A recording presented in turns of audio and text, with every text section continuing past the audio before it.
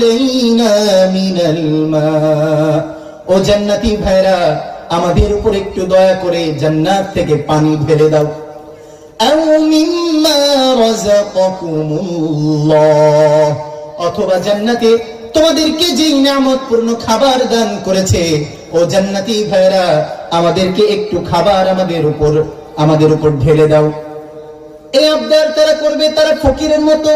আজকে যারা দুনিয়াতে বাহাদুরি দেখাইতেছে, নেতাগিরি করতেছে, যারা সামান্য ক্ষমতা পেয়ে আল্লাহর হুকুমকে বাস্তবায়ন না করে নিজের মন চাই সংবিধান বাস্তবায়ন করার চেষ্টা করতেছে, তারা সেদিন ফকিরে রূপান্তরিত হয়ে যাবে, এতিমের মতো অবস্থা তাদের হয়ে যাবে, তাদের থেকে অসহায় আর কেউ থাকবে না।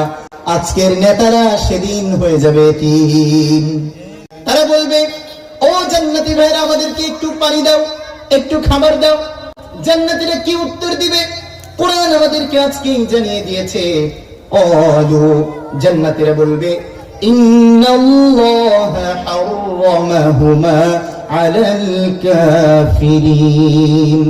ও জাহান্নামীরা জেনে রাখো, জান্নাতের সকল নিয়ামত আল্লাহ রাব্বুল আলামিন জাহান্নামীদের